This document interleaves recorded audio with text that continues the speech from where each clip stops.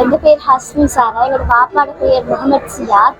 எங்கள் பாப்பா இலங்கை வெளிநாட்டு வேலைவாய்ப்பு பணியகத்தில் முறையாக பதிவு செய்துட்டு வெளிநாட்டுக்கு சென்றதால தற்பொழுது எனக்கு புலமை பரிசு பரீட்சையில் சித்தியடையும் முன்னாடி பரிசுகளும் வழங்கப்பட்டிருக்கிறது.